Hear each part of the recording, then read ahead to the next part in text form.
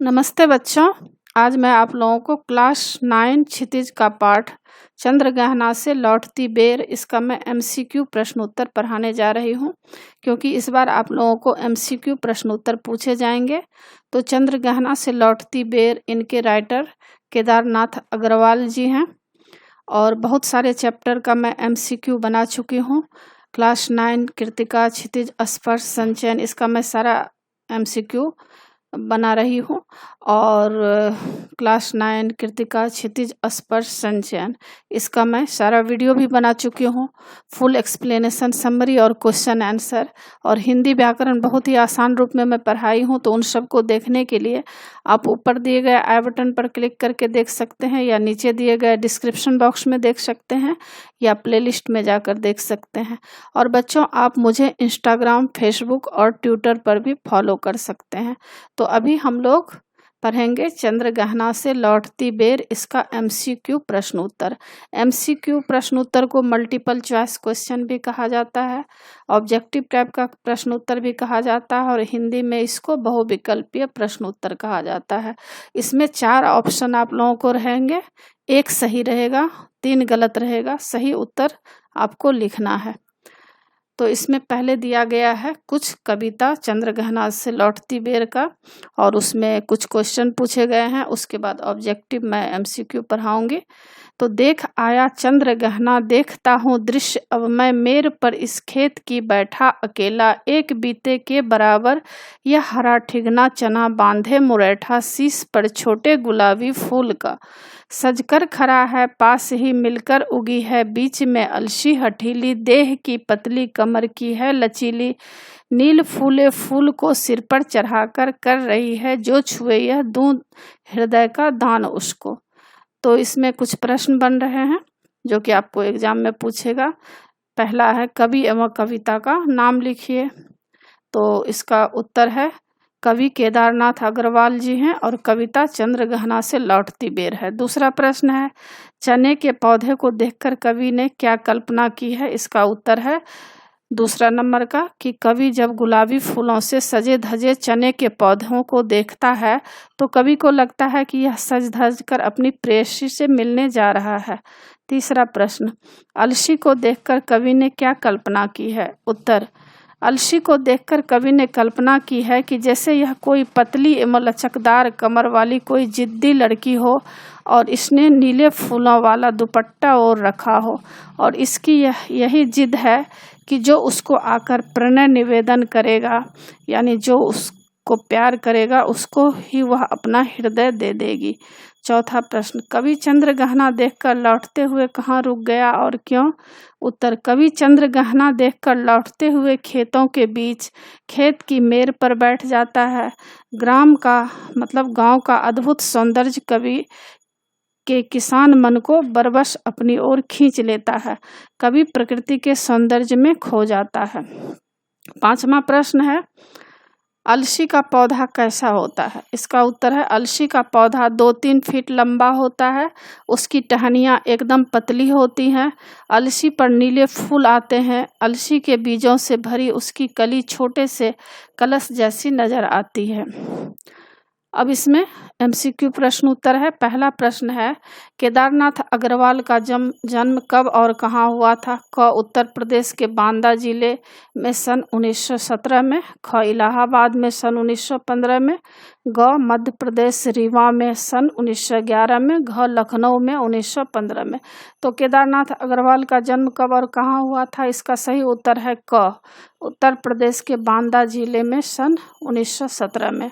दूसरा प्रश्न निम्नलिखित में से कौन सी रचना केदारनाथ अग्रवाल की नहीं है। नींद के बादल, ख बादल राग, ग युग की गंगा, घ पंख और पतवार। तो उत्तर है बादल राग। तीसरा प्रश्न केदारनाथ अग्रवाल को किस वाद का कवि माना जाता है। क छायावाद, ख प्रयोगवाद, ग प्रगतिशील का, घ प्रगतिवाद का। तो केदारनाथ अग्रवाल प्रगतिवाद के कवि माने जाते हैं, यानी इसका घ उत्तर सही है। चौथा प्रश्न चंद्रग्रहण से लौटती बेर कविता में किस ऋतु का वर्णन है। क वर्षा ऋतु का, ख शरद ऋतु का, ग बसंत ऋतु का, घ ग्रीष्म ऋतु का। तो चंद्रग्रहण से लौटती बेर कविता में किस ऋतु का वर्णन है? इसका उत्तर ग है, बसंत ऋतु का। 5वां प्रश्न, इस कविता में निम्न में से किसका वर्णन नहीं हुआ है? क सरसों, ख चना, ग पोखर, घ पीपल। तो इसमें घ उत्तर होगा पीपल। इसमें पीपल का वर्णन नहीं किया गया है इस कविता में। 6ठा प्रश्न, चने को कवि ने क्या कहा है? क ठिगना, ख हठीला, ग पतली कमर वाला, घ कठोर। तो चने को कवि ने क्या कहा है? इसका उत्तर है क ठिगना। 7वां प्रश्न, चिड़िया को कवि ने क्या कहा है? क मूर्ख, ख भद्दी, ग चतुर, घ सुंदर।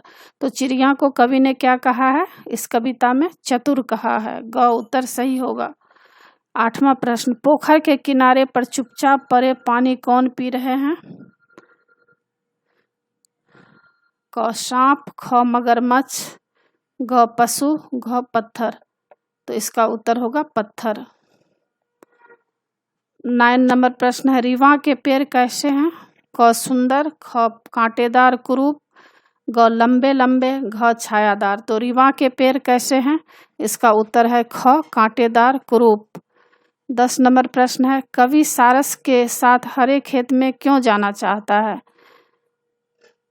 क वहाँ के सौंदर्य को देखने के लिए, ख वहाँ मटर खाने व गन्ने चूसने, ग वहाँ पर चुपके चुपके सारस युगल के प्रेम की बातें सुनने, घ घूमने के लिए। तो कवि सारस के साथ हरे खेतों में क्यों जाना चाहता है? इसका उत्तर ग है, वहाँ वह चुपके चुपके सारस युगल की प्रेम की बातें सुनने। 11 नंबर प्रश्न है, यह हरा ठिगना चना बांधे मुरैठा शीश पर छोटे गुलाबी फूल का पंक्ति में निहित अलंकार लिखिए। क यमक, ख श्लेष, ग रूपक, घ मानवीकरण। तो इसमें मानवीकरण अलंकार है। घ उत्तर सही है। 12 नंबर प्रश्न, प्रकृति का अनुराग अंचल हिल रहा है पंक्ति में कौन से अलंकार है? क रूपक, ख मानवीकरण, ग अनुप्रास, घ उपर्युक्त सभी। तो इसमें है प्रकृति का अनुराग अंचल हिल रहा है पंक्ति में कौन से अलंकार हैं? तो उत्तर घ होगा, उपर्युक्त सभी। 13 नंबर प्रश्न, किसने अपने हाथ पीले कर लिए हैं? क सरसों ने, ख चने ने, ग अलसी ने, घ फागुन ने। तो किसने अपने हाथ पीले कर लिए हैं? तो इसका उत्तर होगा क सरसों ने। 14 नंबर प्रश्न, अलसी के लिए किस विशेषण का प्रयोग हुआ है? क लजीली, ख हठीली, ग शर्मिली, घ उदंड। तो अलसी के लिए किस विशेषण का प्रयोग किया गया है? इसका उत्तर होगा ख हठीली। 15 नंबर प्रश्न, चांदी का बड़ा सा गोल खंभा किसे कहा गया है? क अलसी के पेड़ को, ख सरसों को, ग पेड़ की डाली को, घ पोखर में पड़ने वाले सूर्य के प्रतिबिंब को। तो चांदी का बड़ा सा गोल खंभा किसे कहा गया है? इसका उत्तर होगा घ पोखर में पड़ने वाले सूर्य के प्रतिबिंब को। और बच्चों, नीचे जितने भी मैं प्रश्न उत्तर आपको पढ़ाई हूँ उसका सारा उत्तर इस नीचे दिया गया है, तो आप देख सकते हैं, सारे उत्तर उसमें दिए गए हैं।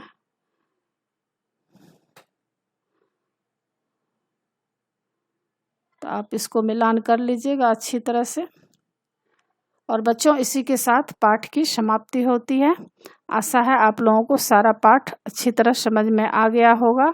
एग्ज़ाम के लिए तैयार कर लीजिएगा। और बच्चों, आप मेरे चैनल देवज नागरी को ज़रूर सब्सक्राइब कीजिएगा और सब्सक्राइब के बगल में बेल आइकन बटन है, उसे क्लिक कीजिएगा, लाइक कीजिएगा और शेयर कीजिएगा। कमेंट्स ज़रूर कीजिएगा कि आपको यह पाठ कैसा लगा। नए पाठ के साथ फिर मैं मिलूँगी बच्चों। धन्यवाद।